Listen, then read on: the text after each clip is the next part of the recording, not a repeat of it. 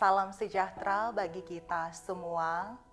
Hari ini kita bertemu kembali dalam program Suara Gembala. Saudaraku, kehidupan kita manusia tak lepas dari pencobaan-pencobaan yang muncul. Baik itu berasal dari dalam diri kita, karena setiap orang dicobai oleh keinginannya sendiri, karena ia diseret dan dipikat olehnya. Tetapi juga pencobaan-pencobaan yang datang dari luar diri kita. Sebagai pengikut Kristus, pencobaan dapat berarti ujian, godaan, bujukan untuk melawan kehendak Allah. Saudaraku, itulah yang teralami oleh Yesus lewat firman saat ini. Matius 4 ayat 10, saya akan membacakan untuk kita semua.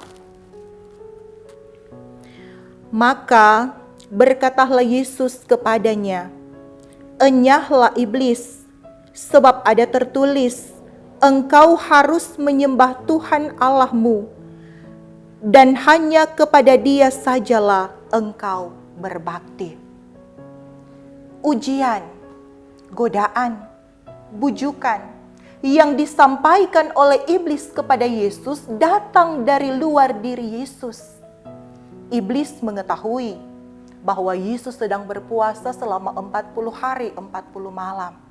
Pastilah Yesus lapar dan haus.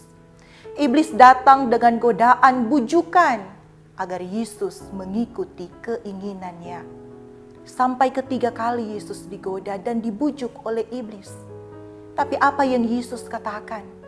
Dengan tegas Yesus berkata, "Enyahlah iblis, sebab engkau harus menyembah Tuhan dan hanya kepada Dialah engkau berbakti."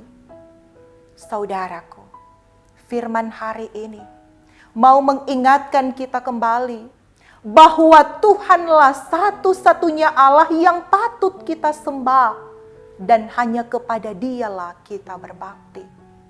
Artinya, dalam perjalanan kehidupan manusia, tentunya kita sering mengalami pencobaan, baik itu dari dalam diri kita, berupa sakit penyakit, ujian terhadap perekonomian kita, ujian dalam kehidupan berumah tangga kita, ujian dalam pekerjaan kita, ujian tentang kebimbangan hati kita, tapi juga ujian-ujian pelayanan kita yang muncul dari dalam diri sendiri, tapi juga muncul dari luar diri kita, yang terkadang membuat kita menjadi lemah, membuat kita menjadi kehilangan semangat, kehilangan pengharapan, bahkan ada ujian yang membuat kita jatuh dan melawan kehendak Allah. Saudaraku, firman hari ini lewat pencobaan yang dialami oleh Yesus mau mengingatkan kita kembali bahwa sebagai pengikut Kristus memiliki Allah yang penuh dengan kuasa. Oleh karena itu hanya kepadanya kita harus menyembah. Hanya kepadanya kita harus berbakti. Kita harus menyadarkan diri kita bahwa saat ujian, godaan, bujukan itu datang dari dalam diri kita, kita lawan itu semua dengan percaya kepada Kristus.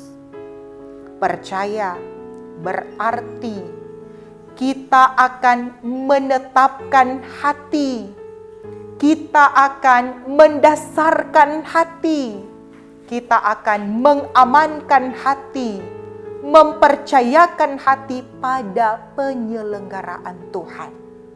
Percaya Tuhan pasti akan mengaturnya dengan baik. Saudaraku, dalam Lukas 10 ayat 19, "Sesungguhnya Aku telah memberikan kuasa kepada kamu untuk menginjak ular dan kalajengking, dan kuasa untuk menahan kekuatan musuh, sehingga tidak ada yang akan membahayakan kamu."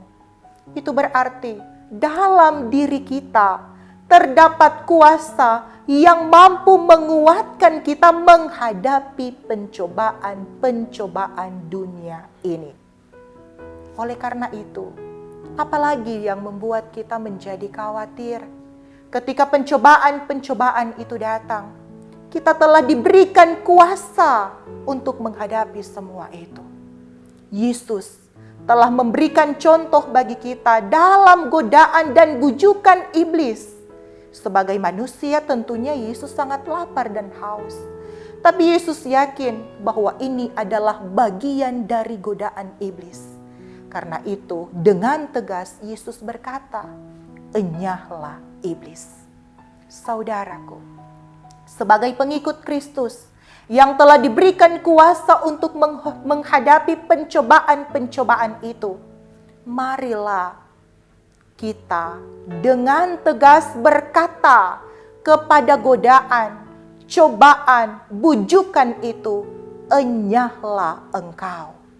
Perkataan kita, "Enyahlah engkau iblis," harus didorong dengan percaya kita kepada Allah, bahwa tidak ada kuasa lain selain kuasa Yesus yang mampu memelihara kehidupan kita, yang mampu bertindak atas diri kita. Dan percaya kita kepada Allah bukan karena melihat, namun karena firman Allah yang selalu terbukti digenapi dalam kehidupan kita. Enyahlah iblis, sebab pertolongan kita adalah dari Tuhan yang menjadikan langit dan bumi. Tuhan Yesus memberkati kita. Amin.